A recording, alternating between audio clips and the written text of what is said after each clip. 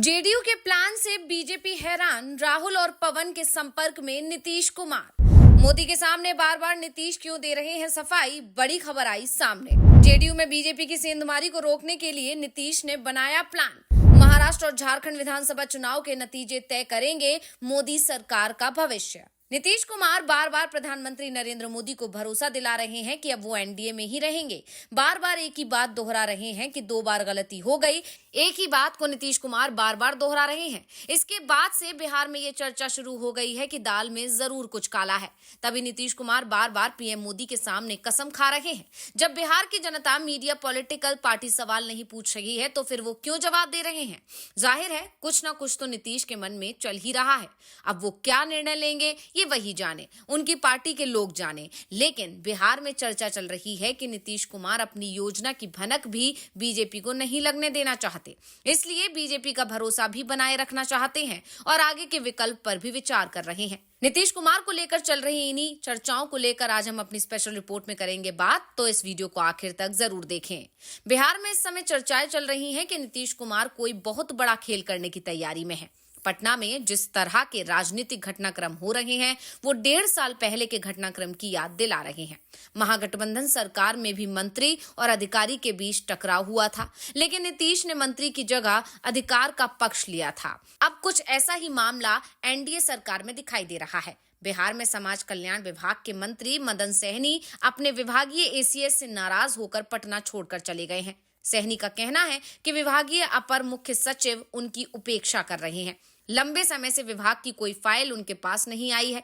वैसे भी उनके पास कोई काम ही नहीं है, इसलिए वो पटना छोड़कर अपने चुनाव क्षेत्र में वापस लौट रहे हैं। ये एक मंत्री की पीड़ा है। ठीक ऐसी ही पीड़ा से महागठबंधन सरकार में आरजेडी कोटे के मंत्री चंद्रशेखर को रूबरू होना पड़ा था। उनकी भी अपने विभागीय एसीएस के पाठक से नहीं पट रही थी। नीतीश कुमार इस बार मदन सहनी के साथ खड़े होंगे या नहीं वो जाने, लेकिन चंद्रशेखर के बजाय उन्होंने तत्कालीन एसीएस के पाठक की सुनी थी। पहले हम आपको अफसरशाही की ताकत का अंदाजा बता देते हैं कि बिहार में जनप्रतिनिधियों पर अफसर किस कदर भारी पड़ रहे हैं।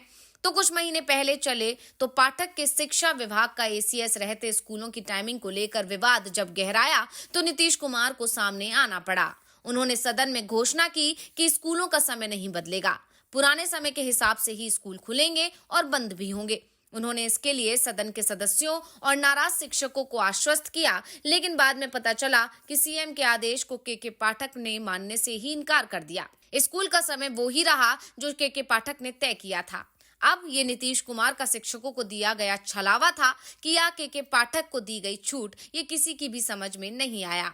अब नीतीश कुमार पीएम मोदी के बार बार पैर छू रहे हैं, बार बार ये सफाई भी दे रहे हैं कि 2 बार उनसे गलती हो गई, अब नहीं होगी, वो एनडीए में ही रहेंगे। ये बात नीतीश पीएम के सामने लोकसभा चुनाव से लेकर अब तक कई बार दोहरा चुके हैं। कांग्रेस के बिहार प्रदेश अध्यक्ष अखिलेश प्रताप सिंह की माने तो नीतीश ने 14 बार ये बात दोहराई है। अब नीतीश कुमार के ट्रैक रिकॉर्ड को देखें तो एक बात साफ है कि उनके लिए राजनीति में दोस्ती, दुश्मनी या कथनी करनी में अब मेल नहीं रह गया है। वर्ष 2017 और 2022 में बिहार के लोग ये देख चुके हैं कि आरजेडी के साथ जाने पर इसी अंदाज में नीतीश कुमार सफाई देते थे, कहते थे जान दे देंगे लेकिन बीजेपी के साथ अब नहीं जाएंगे।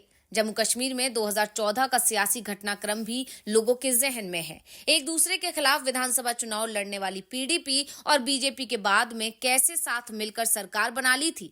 बीजेपी सरकार बनाने से पहले और पीडीपी से रिश्ते तोड़ने के बाद महबूबा मुफ्ती के जिस तरह के बयान आए हैं, उन बयानों को सभी लोग जानते हैं। पीडीपी के साथ गठबंधन का वक्त छोड़ दिया जाए तो बीजेपी के पीडीपी का मतलब पाकिस्तान की पार्टी होता था।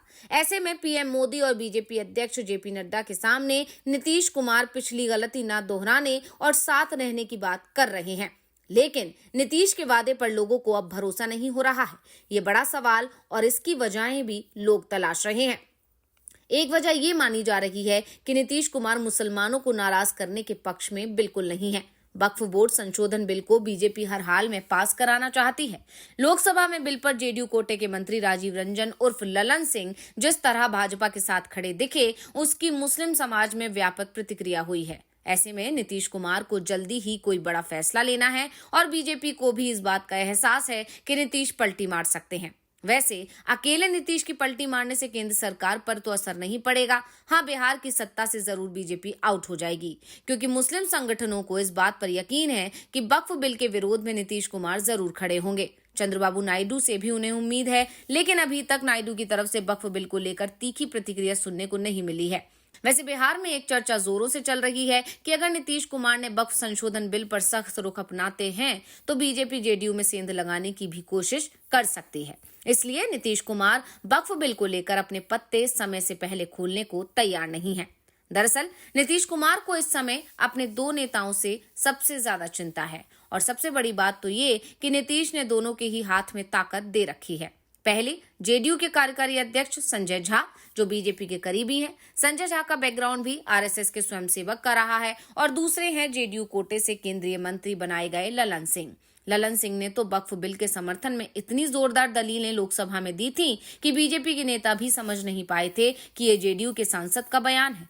ऐसे में नीतीश कुमार बेहद सधे अंदाज में अपने कदम उठा रहे हैं। इंडिया गठबंधन की तरफ से तो नीतीश कुमार को घर वापसी का प्रस्ताव लोकसभा चुनाव के बाद से ही दे दिया गया था, लेकिन नीतीश कुमार इस समय हालात को तौल रहे हैं। वो चाहते हैं कि अगर जेडीयू केंद्र से समर्थन वापस ले तो फिर मोदी सरकार के बचने की उम्मीद भी नहीं बचे।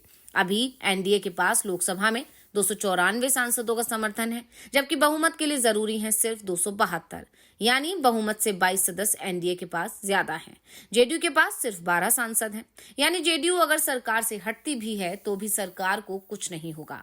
हाँ, अगर जेडीयू के साथ चंद्रबाबू नायडू भी समर्थन वापस ले लेते हैं तो बीजेपी सरकार गिरने की संभावना बन जाएगी। ऐसे में नीतीश कुमार चंद्रबाबू नायडू की तरफ भी देख रहे हैं, लेकिन नायडू की तरफ से संकेत पहले से ही दिए जा चुके हैं कि पहले वो महाराष्ट्र चुनाव के परिणाम देखेंगे, उसके बाद ही कोई फैसला लेंगे। वैसे भी नीतीश कुमार को इंडिया गठबंधन की तरफ से पीएम बनने का प्रस्ताव दिया है। कम से कम जेडीयू नेता केसी त्यागी के बयानों को माने तो नीतीश कुमार अगर इंडिया गठबंधन के साथ जाते हैं तो वो पीएम भी बन सकते हैं। इसलिए नीतीश भी अपनी पार्टी और वोट समीकरण को बचाए रखने का प्रयास करेंगे। नीतीश कुमार अगर ऐसा फैसला लेंगे भी तो वो अनुकूल अवसर की तलाश करेंगे।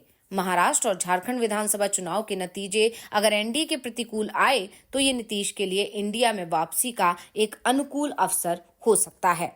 यानी इस तरह से देखा जाए तो नीतीश कुमार भले ही बीजेपी को सांत्वना तो दे रहे हैं कि वो अब कहीं नहीं जाएंगे, लेकिन जो राजनीति के जानकारों का आकलन है, उनका मानना है कि नीतीश पर्दे के पीछे से कोई और ही खेल चल रहे हैं, और ये खेल बीजेपी को आने वाले समय में बहुत जल्दी ही भारी पड़ सकता है और साथ ही बड़ा झटका दे सकता है। तो ये रिपोर्ट आपको कैसी लगी, हमें कमेंट करके अपनी राय जरूर दीजिएगा। इसी के साथ वीडियो को लाइक करें, वीडियो को शेयर करें, चैनल को सब्सक्राइब करना ना भूलें।